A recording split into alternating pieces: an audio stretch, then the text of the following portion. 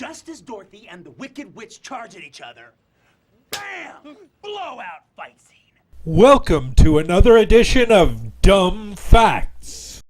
This time we have facts concerning Academy Award-winning writer-director Quentin Tarantino. How old was Tarantino when he dropped out of school? You'll be surprised. We look at the type of theater that Quentin worked at as an usher. Hint, it wasn't a regular movie theater. What sitcom did Tarantino play an Elvis impersonator? We will cover all of this and much, much more.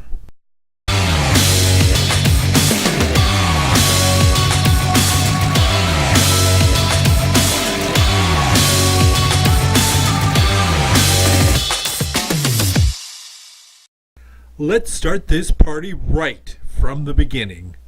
Quentin Tarantino was born Quentin J.E.M. Tarantino on March 27, 1963. Little did his parents know the future success their baby would have. Fast forward 14 years, Quentin Tarantino is attending Narbonne High School. Did I pronounce that right? I don't care. It's in Harbor City, Los Angeles. He decides he has had enough schooling and drops out. That's right, folks. This world-famous writer-director dropped out at just 14 years old. Unlike most 14-year-old dropouts, he still managed to do quite well for himself. Not too bad. Go dropouts! After dropping out of school, Quentin's big career move was to start working as an usher in a theater. What kind of theater?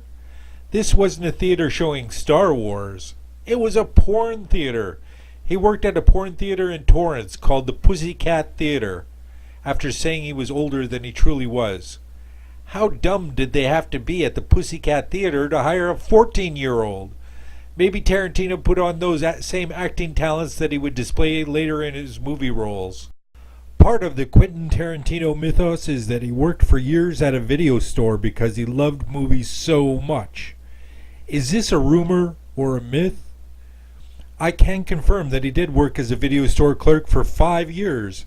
He worked in the Video Archives, a video store in Manhattan Beach, California.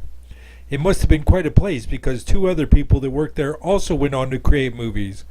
Documentary filmmaker Daniel Snyder and Roger Avary, the writer, director, and producer with whom Tarantino shared an Academy Award for the Pulp Fiction screenplay. Must have been fun working around with those 3. In the early 1990s, Hollywood took a chance on that crazy video clerk when Tarantino received his first paid writing assignment. He was hired to write the script for From Dusk Till Dawn. When the film was made, Quentin starred alongside George Clooney as the Gecko Brothers. It was directed by Robert Rodriguez, and he and Rodriguez would work together several more times in the coming years. Bonus fact! Have you ever heard of the Golden Girls? In the 1980s, there was a half-hour situation comedy called The Golden Girls that was about 4 elderly women and their relationships with each other and about dating, etc. I can hear you asking, what does this have to do with Tarantino? Well, before he went on to write and direct some of the greatest movies ever made, he had a part in one of the episodes. What part did this future Academy Award winner have in an old 80s sitcom? It must have been an important role for such an important guy. Well, no, actually it wasn't. He wound up playing an Elvis impersonator. Elvis impersonator number 9, actually. Here comes some still images of his appearance. He's in the back row. If you blinked during the show, you might have missed him. Imagine if he had become a huge hit on the Golden Girls. He might have never written Reservoir Dogs or Pulp Fiction. Instead, we'd be looking back on the career of Elvis impersonator number 9 from the Golden Girls. Luckily for movie fans, this isn't the case.